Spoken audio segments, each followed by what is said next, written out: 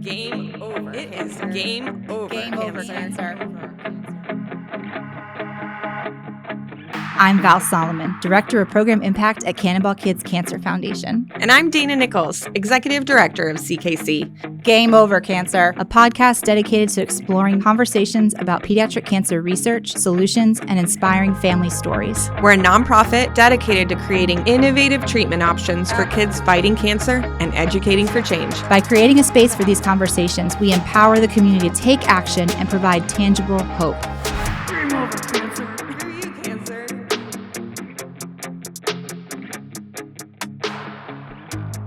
Well, today's episode is all about how cancer affects the whole family. This is part 1 of 2. We are back for 2026, and we wanted to kick off with an amazing young survivor. And then, so this episode is, and I keep looking at Dana, she has she's here. She's been impacted. We are just so inspired by our guest today. And then the cool part is after we talk with our guest today, then our next episode is speaking with her mom. So this is part 1 of 2. Buckle up. This is an amazing way to kick off 2026. What a kid. Enjoy this show. Well, we're really excited about our guest today who was diagnosed with B-cell ALL at age 5. She's now attending middle school and wants to share her experiences to help improve treatments for kids. Please welcome Mara Feuerstein. Hi. Thanks for coming today. Yeah, of course. Welcome to the podcast. We wanted to just jump in and have you tell us just a little bit about your diagnosis and kind of what you remember about that time, getting diagnosed, and then your treatment. Yeah. So I honestly just remember it starting with the summer before I started first grade. So I was actually 6 at that time. I was 6. She's looking at her mom off camera, just so you know. And so I was like missing camps every other week. I was getting like fevers every other week. Mm-hmm. So I don't remember much about like the whole diagnosis part, but I know we went to my pediatrician and then we went and got a bone marrow done. Mm-hmm. And then it was, I don't know exactly the full story because I was so little. Yeah. But I do remember after a couple of weeks or so, I had to go into the hospital. And one of the things I remember the most is, so they were renovating Arnold Palmer at the time. Mm-hmm. So I was in this huge room in Winnie Palmer, and there was like, and you could actually see the landing spot for the helicopter. So I would always watch the helicopters, and that was really fun. Cool. And then the thing I most remember is I walked in, and on my bed there was a I want to say Hello Kitty, but that's not right. My Little Pony blanket of the purple one. I forget her name now, but she's an alicorn. And I still have that blanket, actually, and we use it for building forts and everything, so that's something I remember. And then throughout my treatment, I was at the same school the whole time, and I got like lucky and unlucky at the same time because it was during COVID. So everyone was online, so I was able to do school from online when I could, and that was nice, so I didn't really miss out on education. And then when I went back in 2nd and 3rd grade, I had the same teacher for both years, so that was really nice. And all my friends were super supportive, and it was just really nice to have like a really good friend group who I still have friends with. One of them is Emily. Her brother was on the podcast before, Andy. Oh, Andy, yeah. Yeah, we went to school together. We were in the same class for 1st grade, 2nd grade, 3rd grade, and 4th grade. Wow. Yeah. So that was nice. Incredible. And so you had a friend who kind of, but were you diagnosed I was first? diagnosed first. You were diagnosed first. So I was able to help Emily. You were able to that, help her. What was that like? It was, I don't know, it was different because like I had never experienced anyone else having cancer. Yeah. And so I just tried to help her the most I could, like asking how Andy was, asking how she was doing. And yeah. So did it bring up some stuff for you or like memories for you that you hadn't thought about for a little bit? Or I actually don't really remember. I do remember that they asked me to do a FaceTime call with them about like all like the port and everything. And so that was nice to be able to share that experience. So they had like a heads up on that. Oh, that was so nice of you to do that. Yeah. For sure. And then Emily would always tell me like how she would stay with her aunt while Andy was getting his chemo and everything. And I would always just try to be supportive. Yeah. We talk a lot about how we can show up for other people, and that sometimes it's just being there, just talking and not shying away from the really hard thing.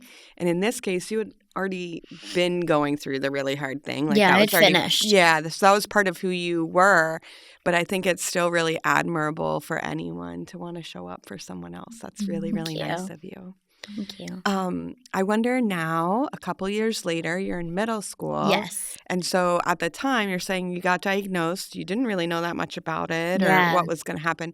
How does time go by and it makes you think, oh, wait, that was me? Or when I hear something, that was me? I don't know. It's really weird. Like sometimes I look back and I want to look back on those memories on Sundays, and other days I just like don't. And what's really good about being in my new school is that not a lot of people know about it. So it's kind of private and personal, and everyone just sees me as me, and that's really nice. I think there's definitely going to be a time when people will know, but for now it's nice just like being able to look back and just have those feelings to myself and being able to just live my life and have a great time because I'm having like a great year in middle school. That's awesome. What is making middle school so good? I think, first of all, is the swim team. So I started the preseason, and I met my first friend there. Her name is also Emily. Oh, wow. That's helpful. Yeah, I know a lot of Emilys. And she's a great swimmer. She made varsity, I made JV, and we swim together a lot. And the swim team really helped. I made a lot of my best friends there. And then also acting. I'm in the Matilda play right now. Awesome. Oh, that's fantastic. Yeah, so I'm doing that, and I have lots of friends in there. And the auditions were nerve-wracking, but I definitely met a lot of people. And then my electives and just like overall, like my whole school is just really nice, and it's easy to meet people. That's fantastic. That's and so good. One of my questions was going to be, do a lot of your friends, is it kind of like some friends know about your diagnosis and what you've gone through and some of them don't? Or is this podcast going to be like, surprise? I think it's going to be mostly like surprise. Yeah. I think only like 1 or 2 people know. I think one of them is my friend Penelope, who I go to Hebrew school with, and she was there like my whole phase, but she didn't actually go a ton because she was at the JAO, which has been renamed a million times. Shalom Orlando, JCC, a ton. But yeah, she knows my story, so it's nice to have like a friend here to like understand, but also like have not a ton of people know and just have me be me. Well, I think what's interesting, even with like you're doing a podcast, you're talking about it. A lot of older quotes. Are you looking at me when you say that? No, I'm not looking at her, but I'm just looking at us. Yeah. A podcast has an older demo. And so I don't know how many middle schoolers listen to our podcast specifically. And so you still have a lot of choice in there. And that sounds like something that you find important to you. And I think is so good because we all want to be known for who we are and who we see ourselves as. Yeah. And I think that's really awesome that you still get to choose how you tell your story or who you tell your story to. It's really, really beautiful. Yeah.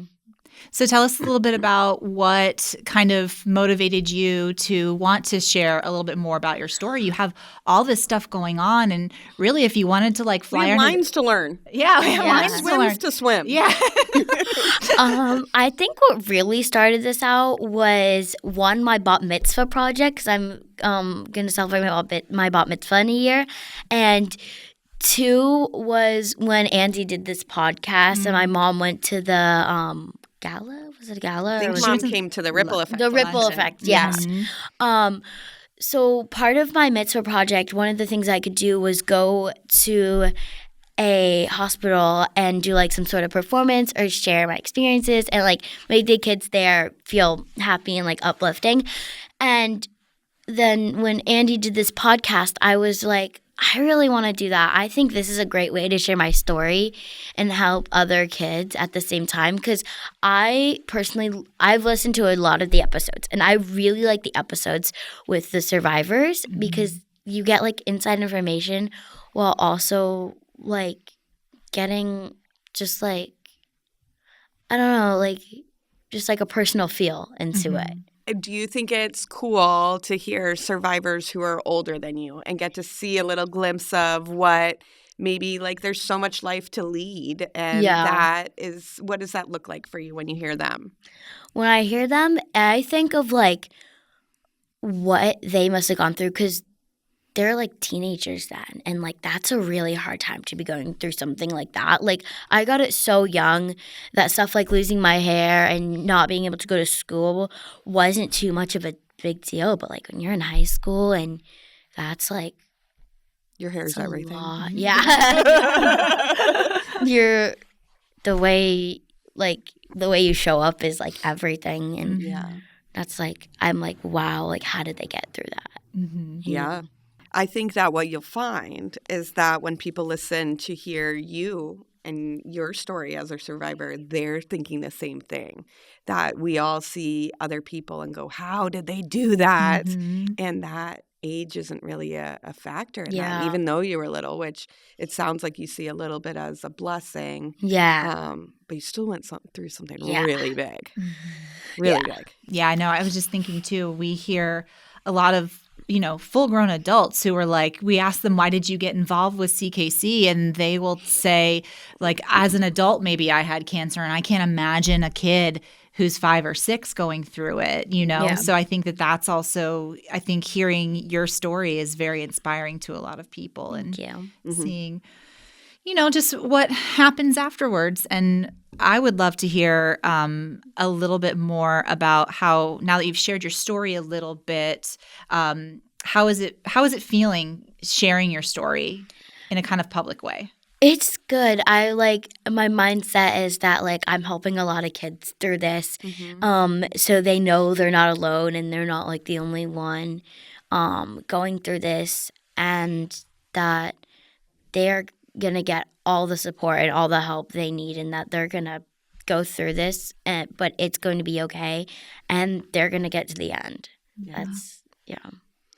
That's really powerful for anyone to hear, and I know that any kids that get to hear that are going through treatment are really going to be really glad. And if you decide to go to the hospital, I really want to, because I'm involved in theater. So I love that idea.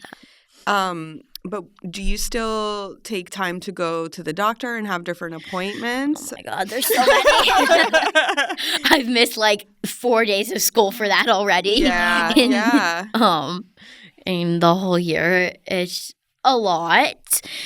And I've had to like work through my fear of needles with Dr. Vitale. I don't know if you know her. She's a really great doctor. She helped me with that and with getting an IV, because that used to be a huge problem. But honestly, now it's a little bit better than it was a couple of years ago. I think transitioning from the port to the IV was the hardest thing, because I had done the port for so long that it was just so easy for me. But when I went to the IV, even though it's actually not a real IV, it's a baby IV, that didn't really help me at first. It was just like, it was a different concept of something going into my arm than something going into my chest, Okay. And so when you talk about like having fear about going back to the doctor, do your parents help you through that? Yeah. A technique we use that we learned from Dr. Vitale was practicing it. So we'll like actually like get a tray out, have a cotton swab, have like a pencil and out rubbing alcohol, and then like we will like put like 1 million hair ties on my arm for like the blue band that they do. And so I'll actually like we'll practice it. So when it comes to the time, it's just like it is, and it's just exactly like we practiced it, and it's completely fine. And sometimes my parents will poke me harder than they actually do. It's true, Mama. Especially if you forget to take out the trash like they asked you. I actually don't have to do that. Oh, okay, good. I clean the cabinet, so. You do? Okay. Okay. All right. Once. I think that's one of the things we asked Andy was sometimes we need to get out of things. Do we remind our parents that we have? How's that going in your house? I don't do that a lot because I have a little sister, so it's mainly my job to set the table. Even when they ask, I'll be like, Ayla, set the table with me. And it's my job to get her water and everything. Yeah. But she's sweet. And yeah. So, yeah. I mean, aside from bossing them around, what's our, like, of being a big sister, what's been cool about that? How my little sister looks up to me. Like today, my mom told me she had a complete meltdown because she couldn't find an outfit that matched me. Aww. So we got matching outfits for Hanukkah, and she's like, Mara, are you wearing your Wicked shirt? And I'm like, no, I'm not, because it's too cold to wear it under my turtleneck. And she's like, oh. And then... So apparently she put black leggings on, a skirt, and a blue long sleeve to try to match me. Which when she does that, it's like always touching because whenever I suggest it, she never wants to. No. Yeah. But when she does it, I'm not wearing it. There are times when we will wear stuff, but then I also love to choreograph. So I just like sit in my room and choreograph, and I try to get her to do it with me because like. I always pretend I have a band of dancers behind me, but I don't. Yes. And then she's like, sure. And I'm like, you have a really special part. And she's like, sure. And then I'm like, okay, you ready to do it? She's like, I don't want to do it anymore. And that triggers my nerves. Okay. But she's really sweet. She's a really good little sister. Now, how many years difference is there between you and her? There is almost 5.5. Okay. Well, okay. Yeah. So you really are a big sister. Yeah. She was born on my first day of kindergarten, in fact, which was... wild. Do you think she has an idea of you having been sick or having cancer? She's still pretty little. Yeah, so she's 6 now, and she's actually starting to ask more questions about it because she was like 2, 3 when I finished. She got like a little medal, best sibling. Yes. But yeah, she's starting to ask questions. She's asked like, when am I gonna get it? And Yeah. Yeah. And that's like, she's like at that stage where she can ask the questions. Yeah. And it's hard to have to find an answer for that. Like I normally like, I don't know if I'm like, I don't really know how to answer this in an appropriate manner. Maybe you should go ask Mommy and Daddy. Let's go find our parents. Yeah, let's go find our parents. They're going to be able to do that better than I am. Yeah. But I think that's all part of her looking up to you. Yeah. And also you are the person who whatever answer you give is going to be right. Yeah. It's your answer about your life. But it's good that Mom and Dad are around to help with the stickier questions. Yeah. For sure. Well, I think there's just one more question that I want to make sure we ask before we head out. I know you talked a little bit about your swimming. You talked about theater. We kind of wanted to know, that's a little bit short-term things you're looking forward to. What are you excited about, like, there and moving forward? Like, what makes you excited that's coming up for you? What do you look forward to? I look forward to my next swim season because I'm doing club and I'm really hoping to make varsity by 8th grade. And I think that's like a very worthy goal. And I'm really excited for the Matilda play because I have the honor of being the understudy to Matilda. So I'm the I'm the backup. Yeah. And then since all the other understudies quit for the kids, I'm also the understudy for all the other kids. So I have the pressure of learning the pressure and like the pleasure of learning all the parts and all the dances and like for all the little kids. There's a name for that. Is it a swing? A swing. Yep, that's what I am. Yeah. I'm a swing. That's very, very hard. Yeah. Yes. And I've never understudied or swinged in my life because I normally just do camps and they don't really have understudies and stuff. Yeah. But it's fun. Yeah, I filled in for Bruce and Tommy so far. Okay. And then when we were learning the music, I filled in for some people who are singing. But it's fun doing that because I get to try out all different roles. Yeah. I think the song Revolting Children is one of the best. Children. Oh, my God. I'm doing the dance. It's amazing. I love that. I love that rock anthem. Really fun song, yeah. And then I recently got to try on my Matilda outfit. It is the cutest. So it's like a gray skirt, like a private school skirt, you know, like those like things. And then it's like it has like a gray like strap attached to it, and then it has like it's almost like straps, but it like goes all the way up and it gets like bigger. It's kind of in like a diamond shape. Oh, okay. And then we have a white polo underneath, a cute Velcro tie, which is adorable. Yes. And then my shoes are like they're like dress shoes. They're like plaid in the inside, which is really cute. Yeah. But on the outside, they have like two thin straps to strap, and they're like kind of pointed at the tops, and they're black. And then we have gray, like square pattern socks, and I don't know what we're gonna do for hair and stuff, but it's a really cute outfit, and I'm like so excited about it because we're going to do an understudy show if the understudies are ready. So I would get to play Matilda. That's amazing. Oh, my gosh. And really exciting at the same time. Oh, my goodness. And so how much are you off book? You're ready? Or No. We just started rehearsals. Okay. Yeah. Like this week. Oh, okay. So it's like an end of school year type show. Yeah, it's in March. So we had December 5th through, I want to say 8th or 9th. We had a boot camp with Amanda Lamont. She's a Broadway veteran. She was a swing in Matilda. She wasn't in the original cast, but she came like 6 months later. She told us about her crazy audition process. Yeah, I bet. It was wild. But anyways, she did. So the year COVID hit, they were doing Matilda. They had everything ready. Every line, and this was one of the seniors right now, we're 6th graders. Every line, COVID hit, couldn't do it.